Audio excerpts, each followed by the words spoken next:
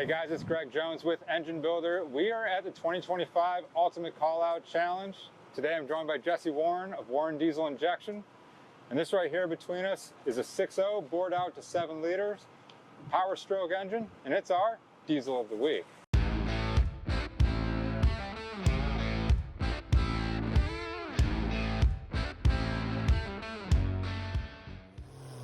Engine Builder's Diesel of the Week is sponsored by AMSOIL, the first in synthetics.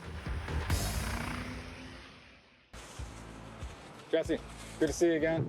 Thanks for giving us a little bit of time here on what's already been a busy day one for you guys. It sounds like you guys had to leave late last night to get it here on time and working off of no sleep. So again, I do appreciate the time.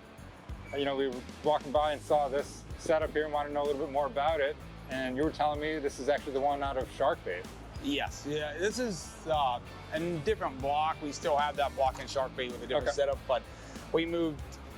In Sharkbait, we ended up going through a Sigma pump, a full mechanical injection system, so we didn't want to get away from Huey, so I took the Huey system out of Sharkbait, the heads, the injectors, everything off of Sharkbait, and we put that on a new block, and we put all that in this Pro Street truck here. So this has got our billet intake manifolds, it's got solid lifter cam, it's got the waggler rods and the good ball pistons. They're 4.055 bore. Okay. And pretty much almost everything on here is made by us. I think in the engine, the only original parts left in the engine is probably the modified rocker box and the crankshaft. Yeah, that's the only original parts in the engine. Everything else is we pretty much make everything about. And we got our billet exhaust manifolds on there. And this engine, last year in Sharkbait with a 5.5-inch charger, on our engine dyno, we dynoed 2360 at 5,000 RPMs. It did peak power at 5,000. Wow. And the injectors in here are around 900 cc. They're a 10mm injector. And we're running about 1,600 PSI of injection pressure with our new custom IPR valve. And it's 7,200 PSI ICP sensor. Okay. So anyway, we put this whole truck together in about 8 weeks, so it's been a stretch to get it here. Yeah, that's quick. And we might get a test hit on the track today, but we're going to get on the dyno tomorrow and see what we can make for power. Yeah. And get everything working right and get a really good dyno number. We'll be pretty happy.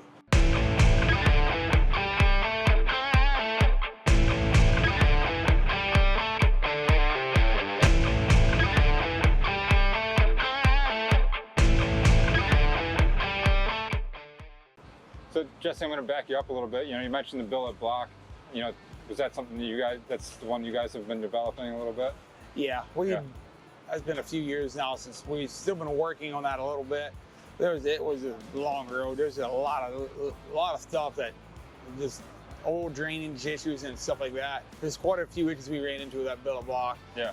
And then going to the belt-driven oil system. On these Huey systems, they use a lot of oil. And the mechanical engine, it's not bad. And the mechanical engine we have set up in the other truck, that no oil issues. But these here, we got on a lot of oil, and the more oil you have, the more drain back issues you have. Yeah. But we've got that all figured out pretty well. We got it locked in, tuned in pretty well. Very good. All right, see, and then you mentioned you guys got a set of Mala pistons in there. How about some of the other bottom end components that you guys are running? We got the Jessel rockers from Kill Devil Diesel. The Jessel rockers. They work. They're really good. We really couldn't do it without those. It's stock rockers break under high horsepower. Sure. The I think they're Ferrari valves, Ferrari valves. Yep. And the waggler rods, all the good stuff the whole way through the engine. Yeah. Hopefully everything stays together well. This has not been tested out yet, so this is pretty much a nitro setup with a GT55. We hope everything works the way it's supposed to. Yeah, very good. We'll find out. And how about the cylinder heads themselves? Have you guys done some port work and stuff there? Or? Yeah, these are our full custom ductile iron cylinder heads. We completely make these out of billet ductile iron. Okay. And they're full solid ductile iron heads. They're a little bit heavy, but they flow really well. Yeah. We're flowing about 318 CFM. They're a 38mm valve on the intake, 36 on the exhaust maybe. They flow really well, really big exhaust and intake ports. Yeah. And these intakes, these billet intakes, on the inside of them intakes, we have 8 water nozzles per side, and each one straight on top of the bore. Oh, wow. Very good. All right, and then I apologize if you already mentioned some of the specs on the turbo, but how big is the turbo up here? This is a GT55 95 millimeter. Okay. So we're right now, we're a little tight on the exhaust side. It's a 112.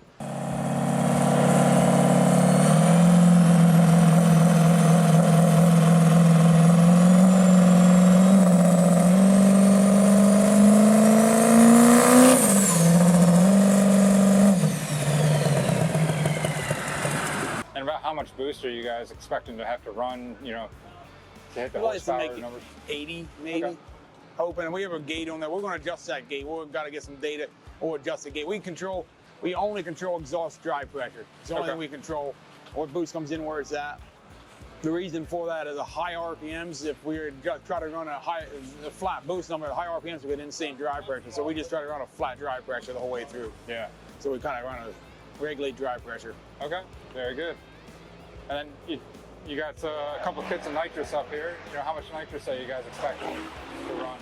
We had 3 kits on. I think we're going to just go 2. There's 2 375 kits and then a spool kit. Okay. A spool jet. The spool jet's only a 40 spool jet just to help on the dyno, just to bring it up a little quicker without putting too much heat in the converter or the engine. And we had 3 375s on. 1 375 was giving us some issues, but they're big. And we got the big nitrous plume nozzles. I think they're the plume nozzles. Yeah. And SP's hooked us up with those, and SP Engineering, they hooked us up with the charger. They give us a really good deal and all that stuff. Okay. So these guys are really treated us well. Very good. And then Jesse, you mentioned, you know, you guys, you know, might be able to go for the record in terms of horsepower, but you know, what's that number that you're trying to hit? They're 6 liters. There's 7. I guess all the Ford crowd. I don't think anyone's hit 2,000 yet on a chassis dyno. I mean, it depends on the dyno, but this dyno out here, a real good Superflow dyno, reads real true numbers. Yeah. We're hoping to hit over 2,000. I'd love to see 2,500. Yeah. Things have to work right to do that. Yeah. So if we're off on the nitrous, something doesn't go right, it's not going to happen, I don't think. But I think if everything works right, we'll be fine.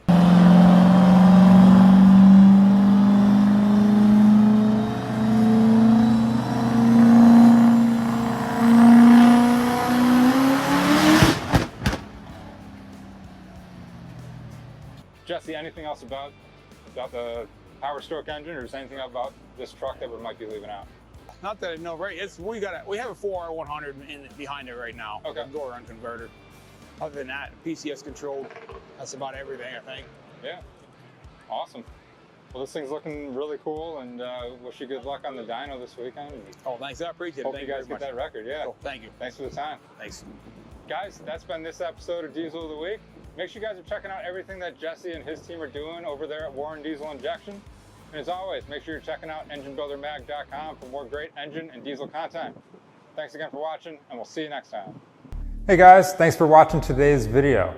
Hey, while I've got you guys here, I wanted to tell you about Find a Builder. It's a new microsite on enginebuildermag.com that's great for both engine shops and for potential customers looking to get engine work done. If you're an engine builder, this site is a place where you guys can list your shop and what you guys do to potential customers through enginebuildermag.com. It's an easy subscription-based microsite that'll let you guys connect to a new audience. And if you're a potential customer looking to get engine work done, this is a source to help you guys find a shop that's in your area or one that specializes in the type of engine work that you're trying to get done. Make sure you guys are checking out Find a Builder on enginebuildermag.com. Thanks.